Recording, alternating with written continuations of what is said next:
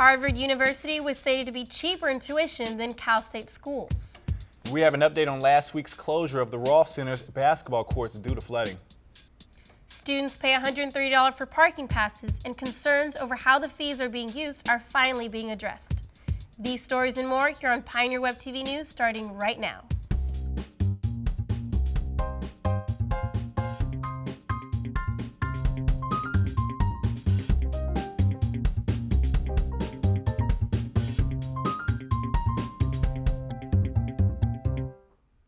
Hello and welcome to Pioneer Web TV News. I'm Natalia Aldana. And I'm Al Foreman.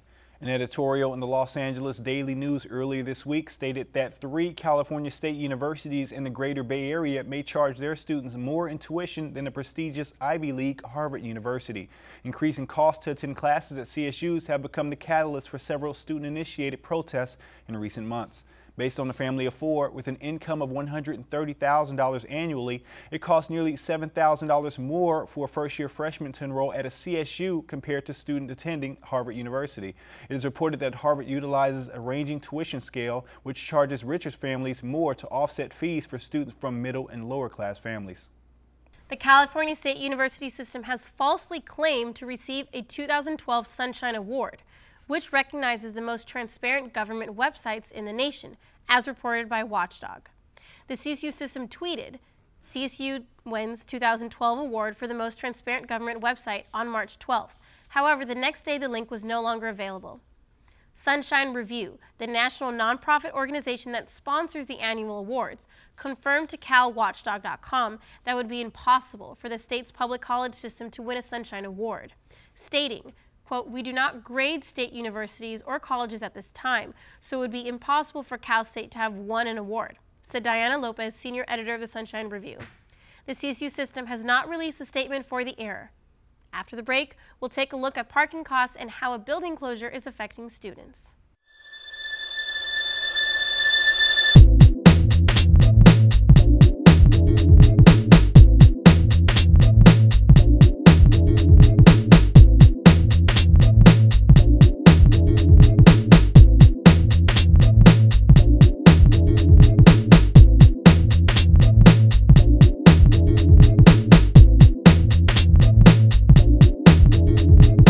Parking passes continue to increase on campus, and many students wonder how their fees are being implemented in the university and essentially where their money is going.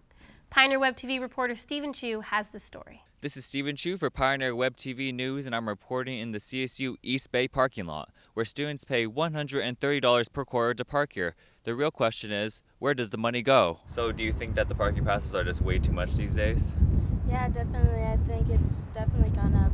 Freshman year, it was a lot cheaper. Hi, this is Mark Almeida, California State University, East Bay. You called about the parking rates here on campus. Students at CSU East Bay remain taunted by the gas guzzling hills, and if that's not concerning them enough, a parking pass raised to $165 could. Paying $130 for parking every quarter, 10 weeks at a time, is costly, which is why we asked, where has the money gone? I think there's a larger issue and a larger narrative here, that it's really a transit issue on the campus. You can build a parking structure, but students are still going to struggle to find parking on their way to class. Okay. And are the prices going to go up in the near future? I know. I think there was a document that said that they were scheduled to go up to $130 in 2010, which they did, and then a document that I've seen also says that they're scheduled to go up to $165, but it's still to be determined. The parking rates, just to reiterate, went from $60 to $95 to $130 to not only cover the parking structure, but also to cover the roughly $7 million in deferred maintenance that we had when we started. Parking is self-supporting. Students pay the direct costs of staff and maintenance, and if the university gets its wishes, maintaining a parking garage and adding more staff at $165 could be reasoned. This is Stephen Chu for Pioneer Web TV, signing out. We will keep you updated as this issue develops. The basketball courts in the Recreation and Wellness Center have been closed as a result of a broken sprinkler head. Pioneer Web TV reporter Gilbert Landros is here with more on the story. One soccer ball, just one inaccurate kick, and one inconspicuous high-pressure sprinkler system is the basis for an unforeseeable closure to the Ross Center's gym. Gilberto Landeros at the scene reporting for Pioneer Web TV. According to secondhand eyewitness reports, students evacuated soundly, but water continued to pour for some time because school officials say procedures implemented by the system needed to be followed, including a chain of command approval for shutoff. At the scene, I found the testimony of Afonso Galindo. He spoke with a custodian who was present during the chaos and discovered the following. So upstairs I was working out, and I asked one of the workers here what happened in the gym, or why is it closed off, and she said that the intramural soccer players, ball was kicked, hit a sprinkler, and it flooded the gym the basketball floor about 6 inches high. I feel it's inconvenient for like other sports, intramural basketball, badminton, other sports that go on in there, just people who like to basketball, because not a lot of people go to the Raw as much. The more people I feel play basketball rather than go to the Raw, so it's very inconvenient for them. For clarity, I interviewed Director Krista Smith of the Recreation and Wellness Center. Well, unfortunately, we had a situation last night that resulted in some extensive flooding to the gymnasium and the Recreational Wellness Center. A fire sprinkler head was broken in the course of some play. It was very much an accident, and released about 7,500 gallons of water into the floor. As you can imagine, wood is very porous, and gym floors are designed to contract and expand, and so a lot of that water got into the subflooring. And so what we're trying to control right now is, and what all the noise that you're hearing in the background is some really great guys working really hard to try to get as much of the water out of the floor and try to recover the floor as best as we can. There is still no timetable in place for reopening, but an update from Mrs. Smith claimed the floors are dry to pre-flood level conditions, and refinishing the floors has begun. Students wanting to enjoy gym activities should know. The main gym on campus will be open during the break. Check Ross Center link for more information. Reporting for Pioneer Web TV, Gilberto Landeros, signing off. As the damage to the Ross Center is assessed, we will try to bring you updates about the progress of the gym. We'll be right back after this short commercial break. In between classes, need a snack? We got you.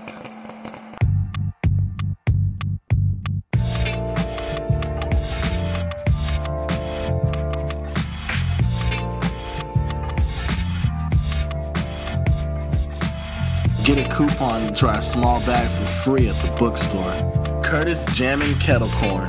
One taste and you know you're hooked.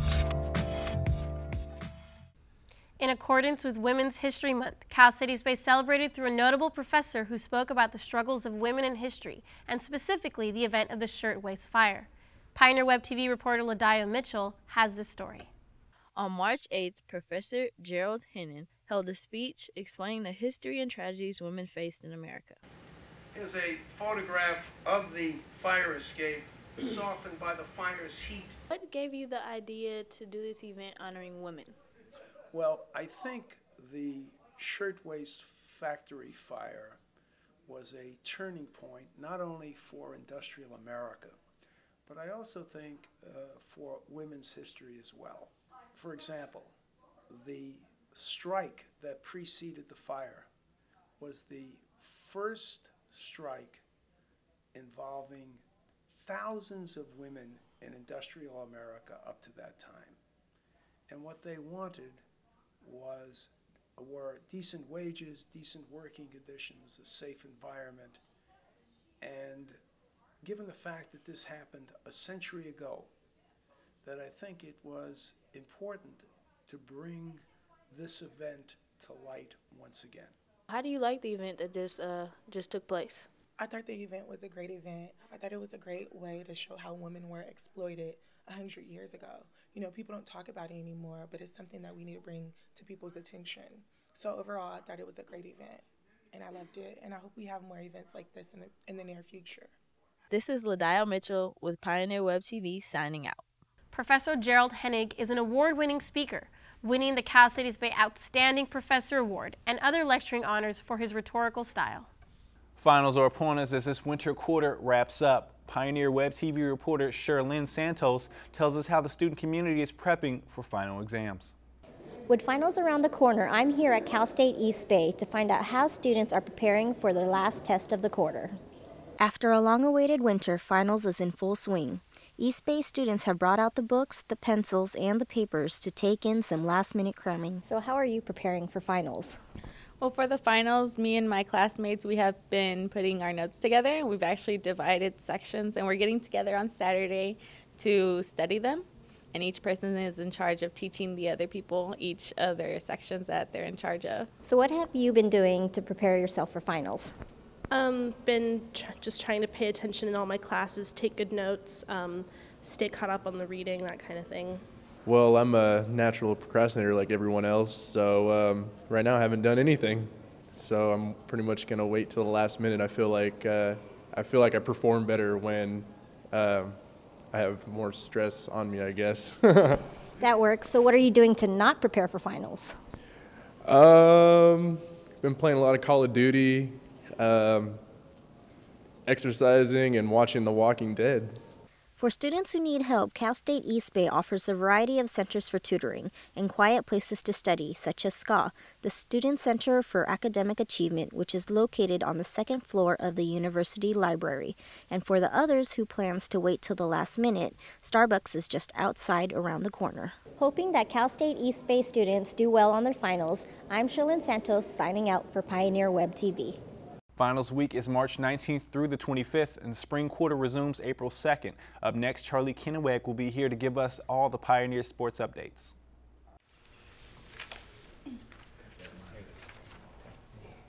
Welcome back to Pioneer Web TV News. There's a lot going on in sports, and our sports correspondent, Pioneer Pete, is here with the latest.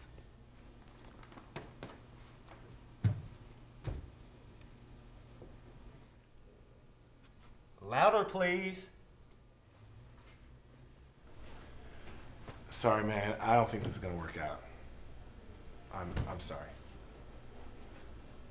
Welcome back. East Bay spring athletics are in full swing, as well as the weather. Sportsman Charlie Kennewick is here with the scores and happenings in Pioneer sports. Are they staying dry out there, Charlie? Actually, no. Nobody is staying dry out there at all. In fact, because of the wet weather, this weekend's baseball series versus Cal State LA has been postponed. The games have been pushed back to April 16th in LA and April 30th here at East Bay. The Pios play their next game on March 23rd at Chico State. The softball team has also been affected by the impending rain this weekend. In hopes of avoiding the wettest part of the weekend, East Bay's series with Cal State Stanislaus has been pushed back from Friday, Saturday to Saturday, Sunday. If you want to brave the weather, you can catch the games at 1 p.m. and 3 p.m. on both days. Moving away from the wet weather now, last weekend the East Bay women's golf team clinched their first ever tournament title at the Shootout in Arizona. The Pios had 4 golfers finish in the top 10, including a first place finish for freshman Linda Brown. Brown shot a 76 on day 1 and followed that up with a 73 on day 2. The ladies start their next tournament on the 25th in Santa Cruz. Well, so far this season, the water polo team is 7-7, including 2 victories over top 20 teams. The ladies are looking to top their own 20-15 mark last year and win the WWPA tournament. Earlier this week, PTV reporter Jose Casorla caught up with the team to check on their progress. Take a look. The Pioneers are coming off a big victory over Division I San Jose State Spartans. The team is hopeful that the victory will be a big confidence booster as they head into a series of conference games. Yes, we had a great win on Tuesday night against San Jose State in San Jose, and we had some real good pitching from our staff. We went staff night, and we had 6 pitchers contribute in that win, in a 4-2 win. And Charlie Shar hit a 2-run homer, and it was just a great win for our program. And we're trying to get better each day, and hopefully we can continue to improve throughout the season so we can be real competitive in this tough conference.